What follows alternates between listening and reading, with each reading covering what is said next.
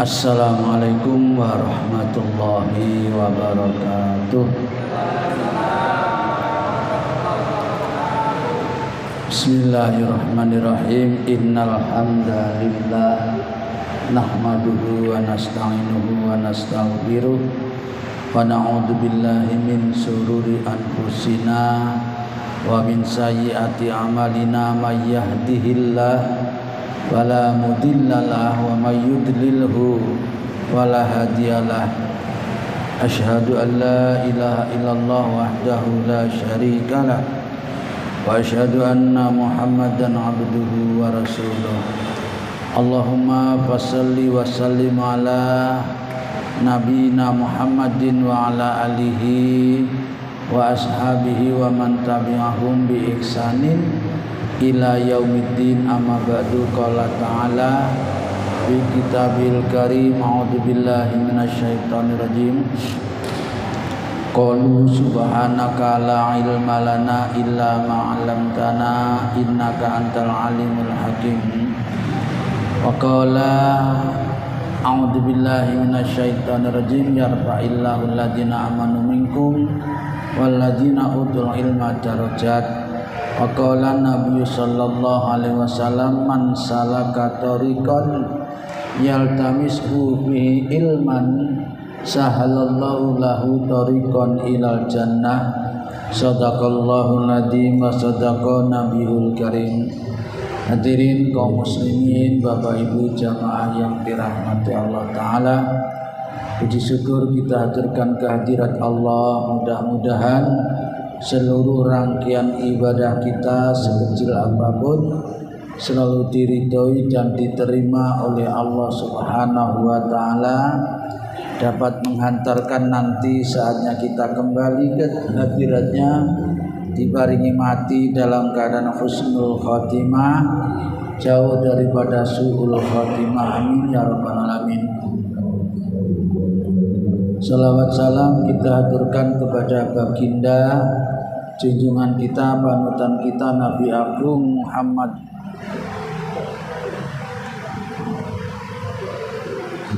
pedot iki niki lho teku barang mati kok.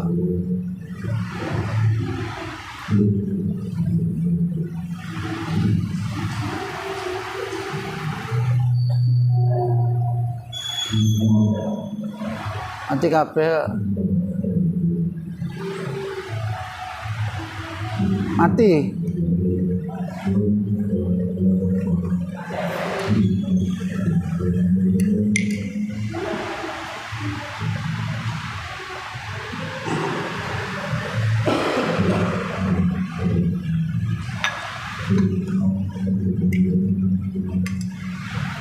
Apa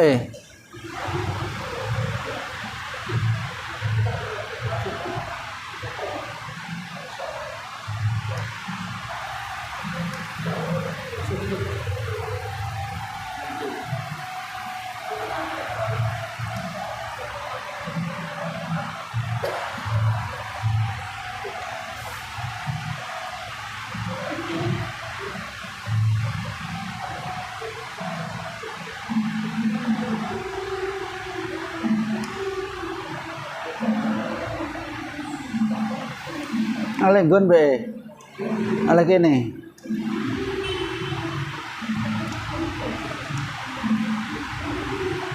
ale mriki be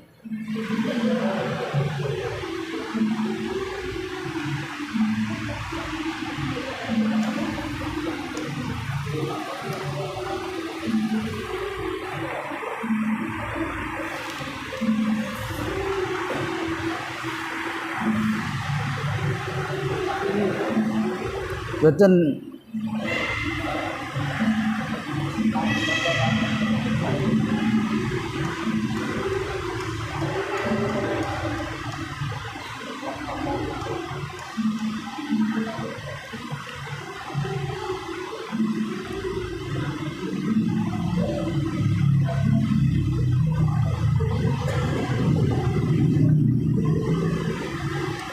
Buatan itu malih begini.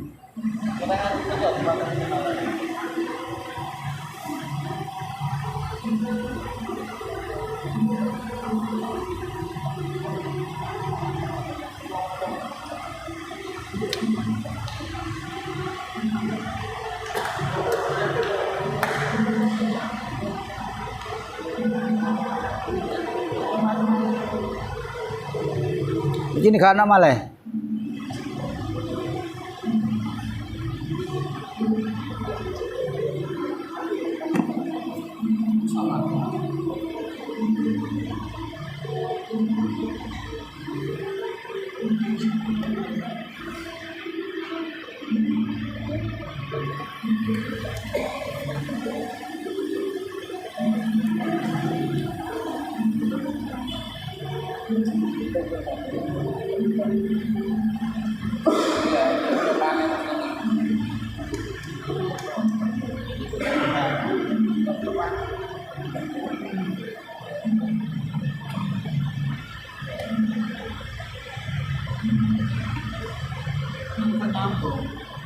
Dalam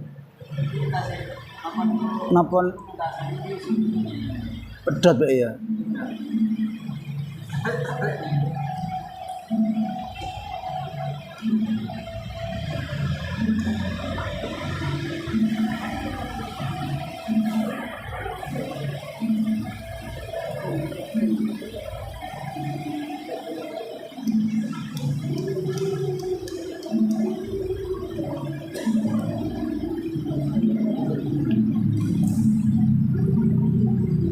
Pancen rek tukonan ngoten niku.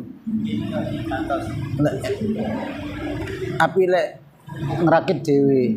Wih, tambah gawat dhewe. Sewa, Pak. Nggih.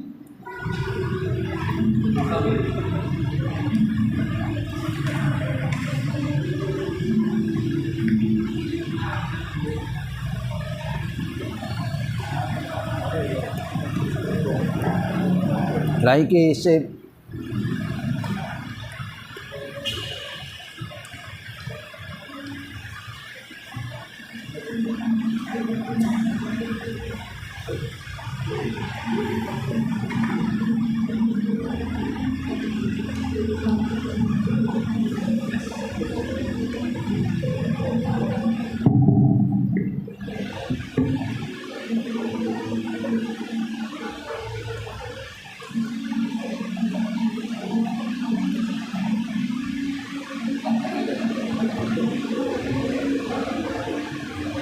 Sik.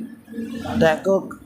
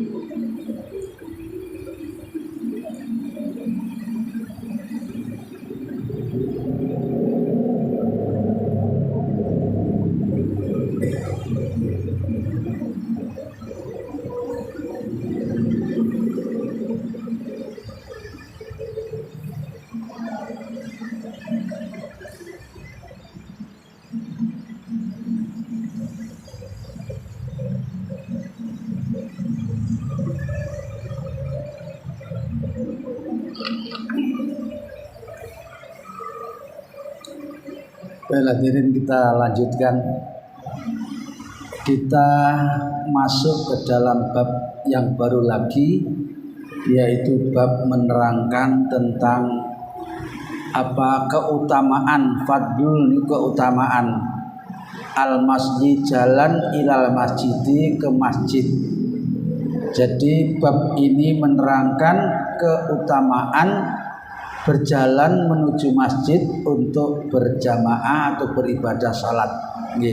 Ini keutamanya bagaimana? Mari kita ikuti hadirin yang dirahmati Allah Ta'ala. Ini riwayat-riwayatnya. Yang pertama sebuah riwayat dari Abu Hurairah radhiyallahu anhu anna Nabiy sallallahu alaihi wasallam qala man ghada ila masjidi auroha a'addallahu lahu fil jannati nuzulan kullama ghada auroha. Jadi hadis ini menerangkan, katanya Rasul, barang siapa yang di pagi atau di sore hari dia berangkat menuju masjid, dia berangkat menuju masjid baik di pagi maupun di siang hari atau sore hari, maka Allah nanti di surga menyediakan baik di pagi hari maupun di sore hari itu adalah hidangan surga. Hadirin, bukan sekedar hidangan seperti yang kita pernah alami di dunia ini. Di surga itu hadirin, keenakannya, kenikmatannya, kehebatannya belum pernah ada hati ini yang membayangkan kaya opo indai. Jadi surga itu yang sesungguhnya belum ada mata yang pernah melihat, belum ada pernah telinga yang mendengar keindahannya, dan belum pernah ada akal pikiran yang membayangkan koyo opo yang sesungguhnya surga itu. Pokoknya hadirin, kalau sudah di surga wis gak ono sing nandingi, semuanya serba hebat. Coba bayangkan di surga itu hadirin, bukan tidak ada sakit, sakit gak ono. Jadi bukan hanya itu, tidak ada capek, payah tidak ada. Bahkan tidak ada buang air besar maupun kecil gak ono. Muangan terus sak keneke. Sak geleme nggih, itu jadi keringet tok wis ilang. Panjenengan menguap angop ilang wisan. Muangan terus. Nggih. Dan kumpul suami istri terus. Wanita tidak ada hamil, tidak ada datang bulan, selalu suci dan selalu dalam keadaan seperti masih gadis. Di surga hadirin. Jadi kayak apa? Belum bisa ngomong kita. Karena yang sesungguhnya ya tadi, belum pernah ada pikiran yang terlintas keindahan surga. Belum pernah mata melihatnya. Pokoknya indah. Oleh karena itu hadirin yang dirahmati Allah Ta'ala, sekarang mumpung masih diberi kesempatan oleh Allah, monggo bersiap siaga untuk mencari bekalnya masuk surga. Ini bocoran hadirin nggih, sering disampaikan tapi sebetulnya supaya dijamin surga, panjenengan nek habis sholat kayak gini, sholat 5 waktu, aja pernah ndak baca ayat kursi. Nggih. Yang lain mungkin bisa udzur, bisa berhalangan, bisa dibaca dengan sambil apa saja. Tapi yang ayat kursi ini jangan sampai tidak. Kata Rasul, ntar di bab lain kita ketemu nggih. Kata Rasul, orang yang baca ayat kursi itu sekalipun 1 kali di duburnya atau di selesai sholat 5 waktu, tidak ada yang mengantarai. Gak sing mengegangi antara dia dengan surga kecuali kematian. Di sekarang ini kita belum bisa masuk surga karena belum mati. Nggih. Orang masuk surga itu mati dulu. Dan mati satu-satunya cuma itu. Mati itu cuma 1 kali, hidupnya berkali-kali. Dulu kita masih di alam ruh, hidup. Ya kehidupan di alam ruh. Kemudian di alam rahimnya ibu kita masih hidup. Nggih. Sekarang hidup, nanti mati nabi sentok nanti. Kita tidak tahu apa saya dulu, apa bapak-bapak ibu-ibu dulu, tidak tahu. Yang jelas semuanya mati. Tidak akan bisa masuk surga kalau tidak mati dulu. Mati, setelah mati yang pertama, yang 1 kali itu nanti di alam barzah atau alam kubur hidup lagi. Nah hidupnya itu terus bersambung setelah hidup di alam kubur, alam barzah. nanti baru ada padang mahsyar, terus ada hari akhirat. Wis gak ada mati lagi. Matinya pisan tok itu hidupnya berkali-kali. Nah, supaya bisa surga, satu di antaranya amalannya jangan sampai tidak baca ayat kursi. Bahkan ayat kursi ini juga bagus dibaca kalau mau tidur atau mau bepergian. Aja nggih. Panjenengan mau tidur baca ayat kursi, syukur kalau 3 kali ditambah dengan falak binas, dilindungi oleh Allah panjenengan dari godaan setan, dari gangguan sihir, magic, ilmu hitam, dilindungi, dijauhkan.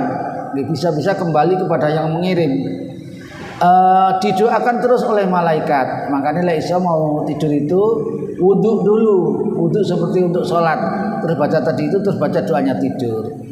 Yang kedua, jangan lupa, saya bolak-balik matur, setiap malam, terserah apakah habis maghrib, habis isya atau sebelum tidur, baca surat Al-Mulk 1 kali. Surat Al-Mulk juz 29 pas nih kalau. Tabarakalladzi biyadihil mulku wa huwa ala kulli syai'in qadir. Apal nggih? Apal? Sik durung apalne. Diapalno. Apa ya diwaca? Alladzi khalaqal mauta wal hayata. Bapak Ibu, orang yang rajin baca itu setiap malam, nanti di alam barzah atau alam kubur dilindungi oleh kalimat itu, ayat surat Al-Mulk itu nanti menjelma makhluk yang sangat indah, yang cakep, pokoknya indah banget. Pernah dikisahkan ada seorang fasik. Orang fasik itu orang yang beragama saja nih, fasik. Tapi kelakuannya kayak kelakuannya wong sing gak beragama. Nggih, salate ya sakeneke, dosa ya biasa. Tapi dia orang fasik ini istiqomah baca surat Al-Mulk setiap malam. Tidak pernah luput tiap malam. Rupanya setelah dia mati, hadirin yang dirahmati Allah Ta'ala, bacaannya surat Al-Mulk orang fasik ini menjelma makhluk yang sangat indah. Ketika 2 orang malaikat datang akan menginterogasi, akan ngelanjerat itu ya, dangu. Ini tampil, bacaan surat Al-Mulk ini tampil. Dia menghadang 2 orang malaikat itu, tidak boleh dekat kepada orang yang fasik tadi. Itu wong fasik hadirin. Lah nek kita ya insya Allah lebih bagus dong nggih. Insya Allah kita tidak fasik insya Allah. Makanya baca nanti di alam barzah, alam kubur, Abu Bakar itu lebih takut alam kubur daripada di alam akhirat nanti. Karena di alam kubur itu hadirin masya Allah dahsyatnya siksa kubur itu ya luar biasa. Makanya sekarang baca surat Al-Mulk, pendek kok, cuma 30 ayat. Tabarakalladzi biyadihil mulku wa huwa ala kulli syai'in qadir. Apa nggih? Alladzi khalaqal mauta wal hayata liyabluwakum ayyukum ahsanu amala wa huwal azizul ghafur, dan seterusnya. Baik, kita kembali ke sini. Jadi jangan lupa baca ayat kursi dan baca surat Al-Mulk. Sekarang yang kedua, sebuah riwayat dari Abu Hurairah lagi kayak tadi Abu Hurairah. Anna Nabi sallallahu alaihi wasallam nggih qala man tatahhara fi baitihi. Nah niki sing sae lek panjenengan badhe tindak masjid niki bersucinya wudunya di rumah.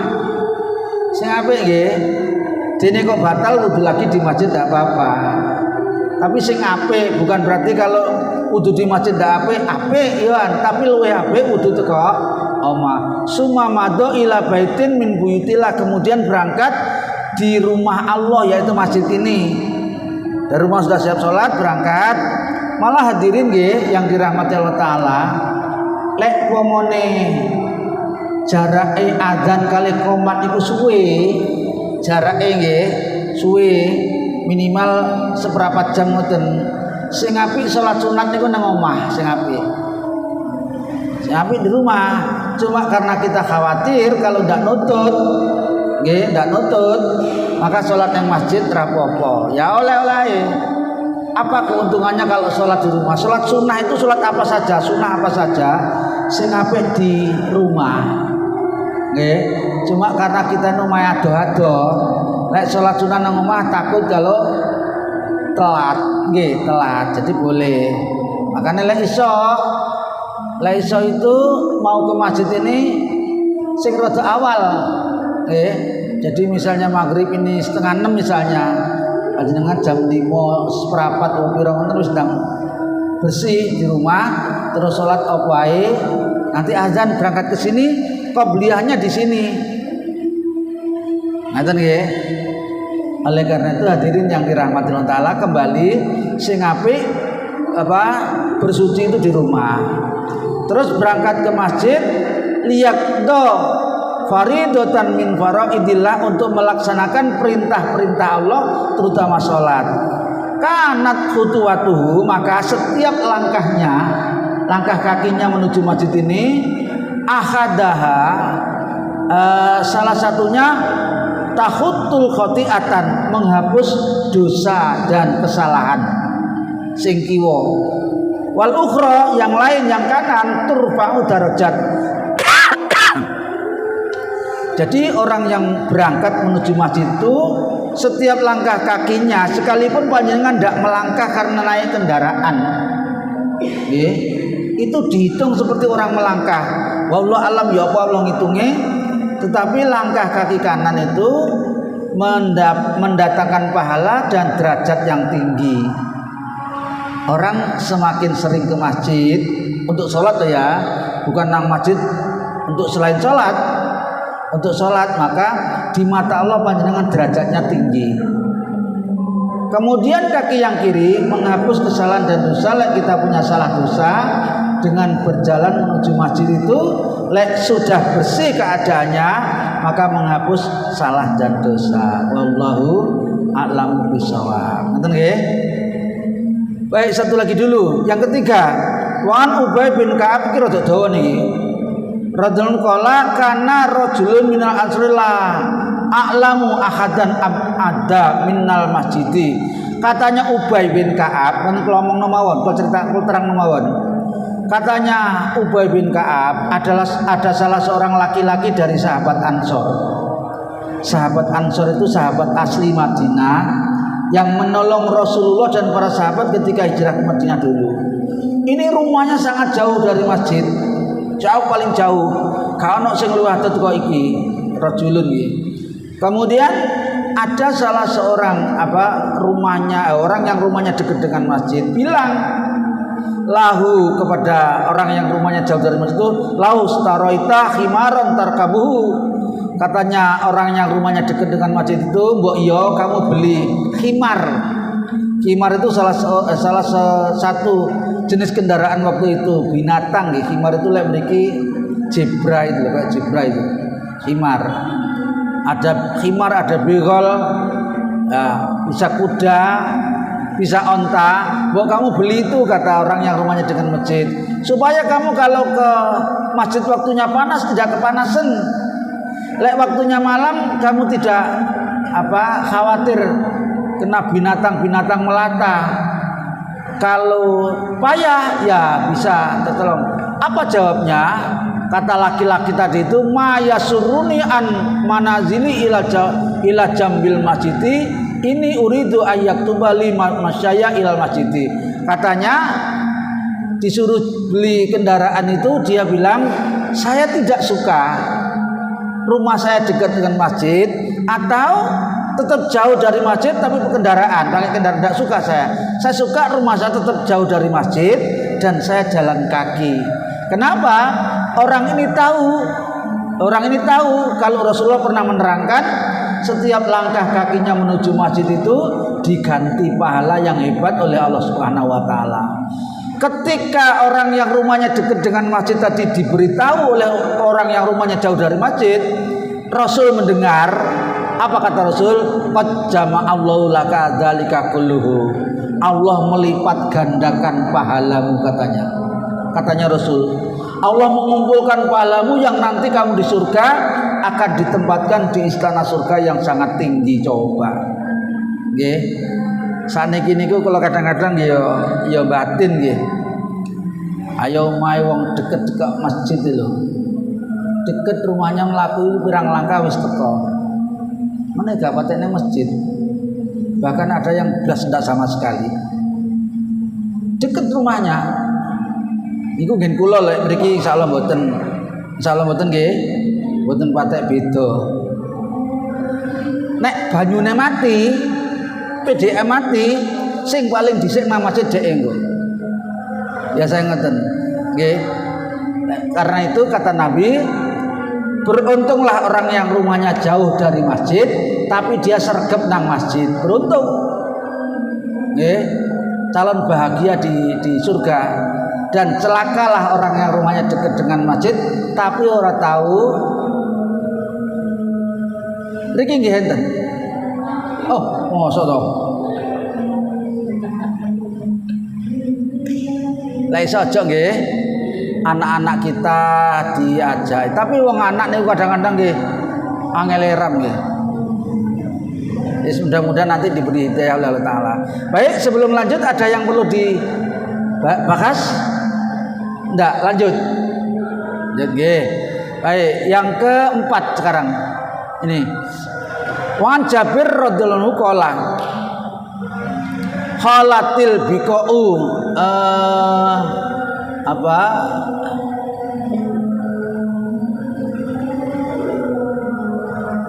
pernah terjadi di sekitar Masjid Madinah dulu, bukan sekarang. Sekarang sudah padat penduduk, sudah banyak hotel-hotel. Dulu waktu masih awal-awal Islam itu pernah terjadi daerah yang kosong di dekatnya masjid kayak gini, daerah yang kosong. Lah, ada satu suku, sekelompok suku, namanya suku Banu Salimah. Lah, orang Banu Salimah ini melihat tempat yang kosong di dekat masjid itu, mereka berembuk berencana untuk pindah rumah dari rumahnya yang jauh. Banu Salimah jauh dari masjid, ingin pindah tempat di tempat yang kosong dekatnya dengan masjid tadi itu. Wabalagha dalikan Nabi sallallahu alaihi wasallam faqala lahum. Singkat cerita ngeten, ketika rencananya Banu Salimah akan pindah tempat ke dekat masjid itu, berita itu terdengar oleh Nabi. Kemudian Nabi tanya, apa betul? Kamu sekalian Banu Salimah akan pindah tempat di tempat yang dekat dengan masjid. Qalu, mereka menjawab, na'am nggih Rasul. Qad aradna dzalika, kami menghendaki itu supaya kami lebih rajin berjamaah di masjid. Katanya Nabi apa? Ya Bani Salimah, wahai Banu Salimah, diarakum tuktabu asarokum. Diarakum tuktabu asarokum, diulang-ulang oleh Nabi. Waqalu, nah katanya Nabi, wahai Banu Salimah, kamu sabarlah, tetap tinggal di rumahmu sekalipun jauh dari masjid. Karena langkahmu ke masjid itu dihargai sekali oleh Allah Ta'ala. Nanti diganti pahala yang hebat, diganti istana di surga, dan kamu lebih mewah tempatmu di surga daripada orang yang rumahnya dekat dengan masjid, apalagi orang sregep nang masjid. Saniki hadirin, di kota-kota seperti kita ini sulit mencari tempat. Sing wis kadung ado ya wis, wong pancene pindah ya ora gampang Surabaya ngene iki. Sing deket dengan masjid ya wis gak ono nggon, nggih. Sejak mikir pindah, sing penting monggo berupaya sekuat tenaga untuk bisa rajin berjamaah, karena setiap langkah kita itu saja sudah dihargai oleh Allah Ta'ala. Bahkan niat kita ini niat terus setiap ada setiap sholat 5 waktu akan datang ke masjid. Sudah niat, pokoknya niatnya kayak gitu. Delalah kok ada uzur, misalnya sakit atau hujan dan lain-lain, maka niat panjenengan itu sudah dinilai oleh Allah seperti panjenengan melakoni betul. Tapi niatnya ya gitu, niat betul. Bukan niatnya gini, aku tak niat doa engko dene kok wis wayahe ya ranyang ya ora apa-apa. Lah ini niatnya wis salah toh. Ranyang ya ora apa-apa niku niatnya betul-betul akan ke masjid, delalah kok ada uzur. Wallahu alam bisawab. Kita lanjutkan. Yang ke 5.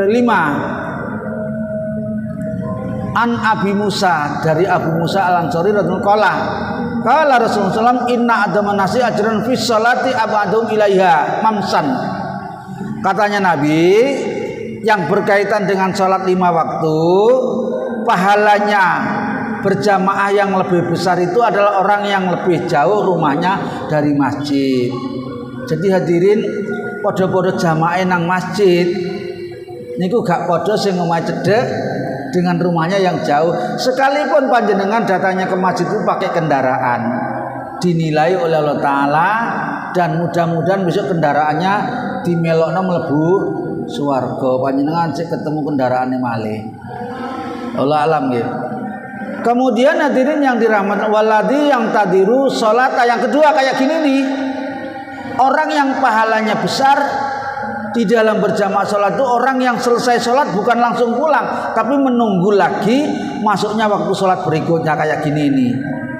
Sholat maghrib sudah, kita nunggu oleh pahalanya majelis taklim, menuntut ilmu, oleh pahalanya menunggu waktu sholat berikutnya.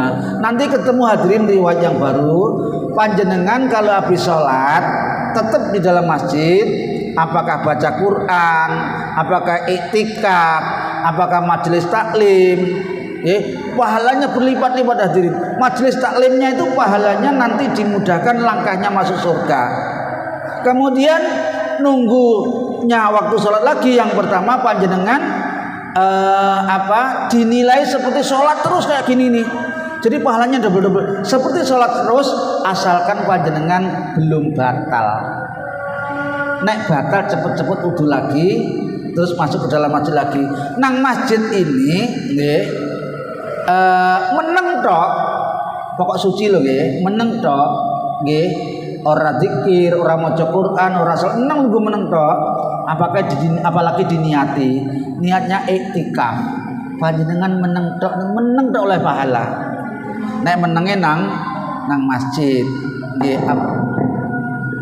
Apalagi panjenengan bukan hanya diem, juga ikut majelis taklim, juga baca Quran misalnya, atau zikir, atau watawasau bil haqqi watawasau bis sabr, saling memberikan peringatan, saling mengingatkan, saling menasehati. Ini masya Allah luar biasa hadirin. Karena itulah maka Rasul di salah satu sabdanya, umat mukmin itu menakjubkan, segala urusannya baik. Pokoknya dia mukmin yang betul. Oleh karena itu mari kita pertahankan iman kita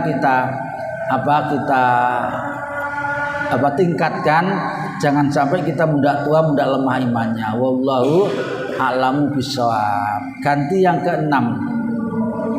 An Buraidah radhiyallahu anhu Nabi sallallahu alaihi wasallam qala,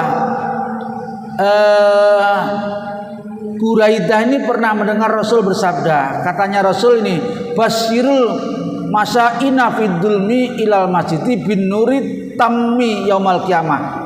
Berilah kabar gembira. Nggih hadirin, zaman dulu tapi nggih, zamannya Nabi itu belum ada listrik kayak sekarang ini. Padang kene sekarang itu tidak di sini tok, di mana-mana termasuk di Mekah, di Madinah sana ra ono barang peteng. Nggih, ning dhe Padang. Zaman dulu hadirin peteng.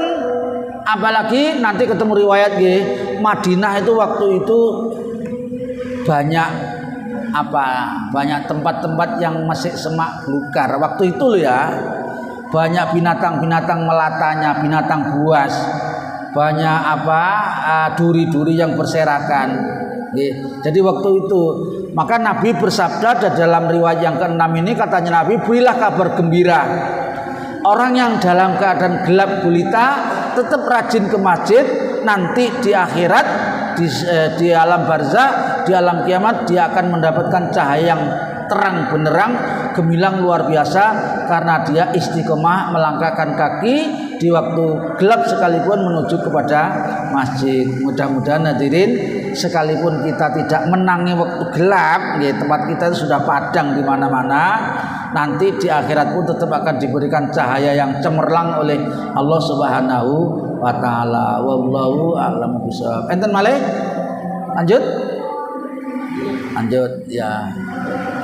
Si anak Yang ketujuh, sebuah riwayat dari Abu Hurairah radhiyallahu anhu Rasulullah SAW qala ala adullukum, kata Nabi memberikan pelajaran dengan nada tanya, dengan nada tanya. Tapi sajane Nabi memberikan nasihat. Ala adulukum alama yamkhullahu bihi khotoya. Katanya Nabi, maukah kamu sekalian aku tunjukkan kepada amalan yang dapat menghapus dosa? Tak tunjukkan amalan yang dapat menghapus dosa. Wa yarfa'u bidarajat, dan bukan hanya menghapus dosa tapi juga mengangkat derajat, menambah pahala. Satu ini kita mentintekno. Qalu, sahabat menjawab, bala ya Rasulullah, qala nek kepengin nggih dosanya terhapus, pahalanya ditambah dan derajatnya diangkat, isbagul wudu. Yang pertama, sempurnakan wudunya. Wudu niku hadirin nek tenggen kula, tapi nek mriki insyaallah mboten nggih. Kula sering ngru wong wudu niku kadang-kadang sikute niki sik garing. Kula sering ngelingno ngoten niku. Tungkak niku napa? Kencete urung kena banyu. Niku gak sempurna. Nanti kita ketemu dulu sudah. Orang yang wudu pernah ketahuan Nabi tertinggal sebesarnya kuku ini. Durung kena banyu. Oleh Nabi suruh ngulangi. Ketinggalan masa gedene kuku. Belum terkena air, suruh ngulangi wudunya. Lah nek apa kurangnya akeh ya tambah dak sage. Kadang-kadang malah saya melihat misalnya lengannya ini wudu ono plestere, itu ya ndak boleh, karena tempat yang kena plester itu akan terhalang, plester itu tidak kena air, atau benda lain cat misalnya, atau kamu putri yang pakai pitek itu ndak boleh itu pitek. Tapi kalau pacar sekedar memerahkan boleh. Demikian pula yang lain, kecuali kalau anggota tubuh itu yang menurut ahlinya, menurut para medis itu lek kena air berbahaya, maka boleh tidak dikenakan air. Yang pertama sempurnakan wudu, yang kedua kasratul khotaya al masjid, perbanyak langkah menuju masjid. Yang ketiga wa intidar salat, menunggu waktu salat setelah salat. Mudah-mudahan kita bisa mengamalkan. Mohon maaf ini tadi karena ada sesuatu dan lain hal tadi menghambat ngaji kita, sehingga oleh itu mudah-mudahan kita bisa mengamalkan dan diterima oleh Allah Subhanahu wa taala. Subhanakallahumma wa bihamdika asyhadu an la ilaha illa anta astaghfiruka wa atubu ilaik. Wal afu minkum. Wassalamualaikum warahmatullahi wabarakatuh.